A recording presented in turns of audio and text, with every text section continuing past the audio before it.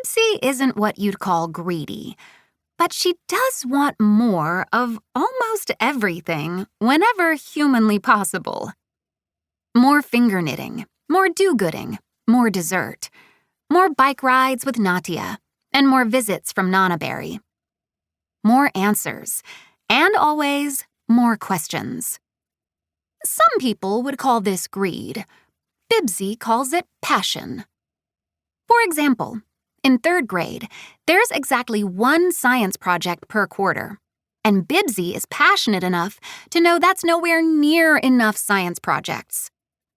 Still, she takes what she can get. So when she sees Habitat Project written on Mrs. Stumper's whiteboard in big block letters, she's pleased. Pleased, but not surprised.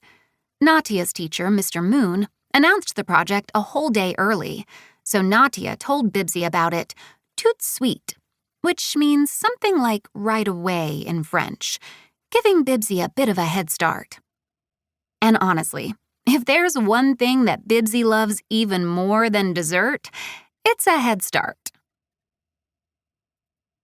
A habitat is a certain place where plants and soil and water and organisms all coexist together, says Mrs. Stumper. Such as the Amazon rainforest, or the Alaskan tundra, or a dill pickle jar from the cafeteria. A dill pickle jar? Asks Marcus under his breath. Mrs. Stumper nods, like she's just glad he's listening. A dill pickle jar, she repeats.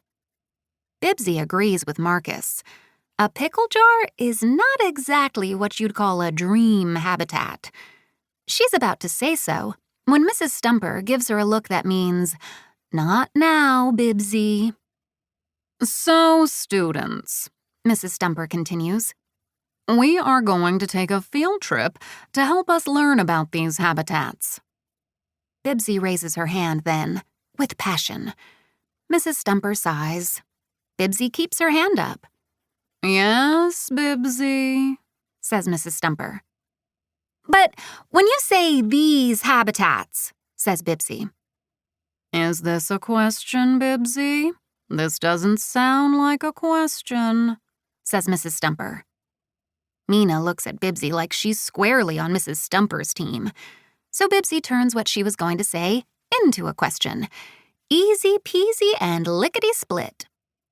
Yes, I believe it is, Mrs. Stumper. When you say these habitats, you don't really mean pickle jars or cafeterias, right? Marcus nods, like that's what he wants to know too. You actually mean more like real-life wild ones, asks Bibsy, right? Yes, Bibsy, that's correct.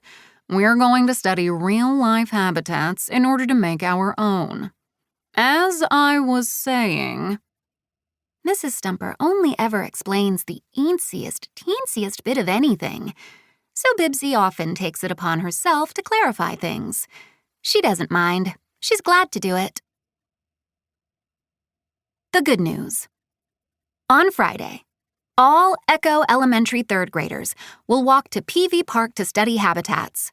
There will be anthills and woods and a mucky pond. There will be binoculars and magnifying glasses and the plain old wonder of science. The better news? The field trip prepares them for building their own mini habitats, called terrariums, out of, yes, Marcus, really, pickle jars. The best news? It's a walking field trip. Bibsy has been on exactly 6 field trips in her whole entire life. In other words, nowhere near enough. Field trip permission slip. Dear parent or guardian, our class will be going on a field trip to PV Park to study habitats.